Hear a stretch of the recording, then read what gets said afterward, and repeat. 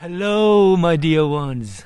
It is such a beautiful evening on Iona, and I'm so happy that the wind is not too strong so I can share it with you. Tonight's question comes from the online community again. During one of our meetings, our Zoom meetings, someone mentioned how difficult it has become to grab a piece of quietness and peace in everyday life. It seems like every single hour something happens, something that is aimed almost purposely at destroying our peace of mind primarily, but also the peace amongst ourselves and within ourselves. Every day something dreadful seems to happen. Every day some horrible news comes our way, and the little edifice of peacefulness and quiet we had managed to build just collapses before our own eyes. And they were asking if there is a way to fight against all of this. And it is striking to me how similar this question, this seemingly modern and contemporary problem, how similar it is with the very old problem of intrusive thoughts.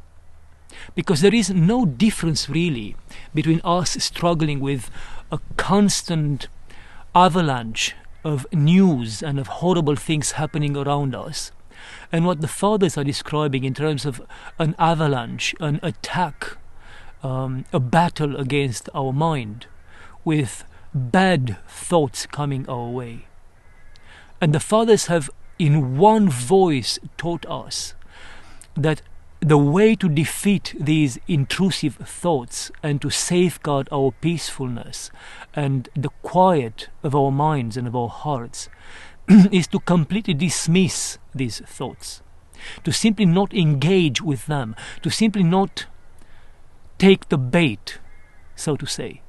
See, all these conversations around us, all these conversations that have to do with politics or social justice or any sort of topic that is not our spiritual life, all of them, no matter how good they are all meant to distract us from the one thing which is life-giving, and that is our conversation with God, which is prayer.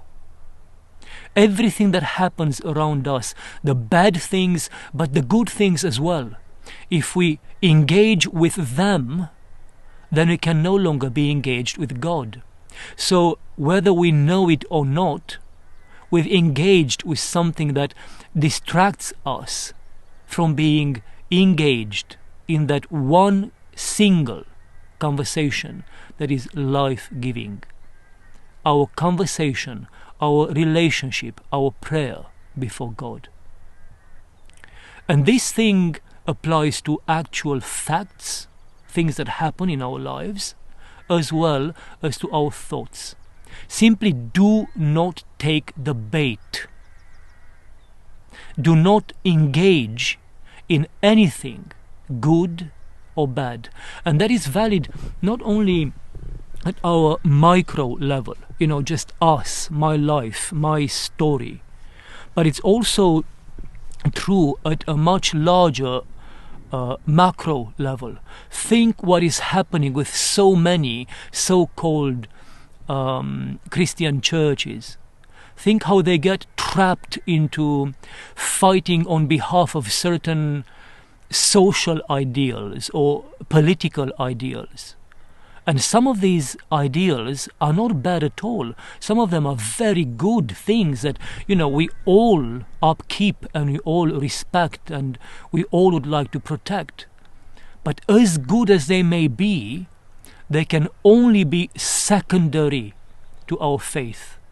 Because it is only our faith and only this conversation with God that is life-giving. There are so many groups, so many Christian groups, so many Christian churches, whatever you want to call them, that have reduced their faith to simply fighting for political correctness or social justice or all sorts of good things. There's nothing bad in any of these, and I mean, any proper Christian should uphold them. But again, as good and as beautiful as they may be, they are not life-giving. The only life-giving conversation, the only life-giving relationship is the one with God. So if anything tempts you, be it an actual fact, an event, or be it a thought, the Fathers in one voice teach us that the way forward is to completely disregard it and never ever engage it. Keep engaged in your relationship with Christ. Keep engaged in your prayer. Keep your focus on that which is life-giving. And then slowly, as side effects, all these other positive things will just be added to us, added to our lives. But if you let go of your prayer in order to develop a thought which is positive, or if you lose your peace and your quiet and your prayer because of something positive that happens in your life, then you've still failed to follow through and to remain focused and engaged again in that one single life-giving relationship. And what applies to our thoughts applies to our actions as well. Try to discern if something good or bad serves your prayer, serves you in your journey towards Christ.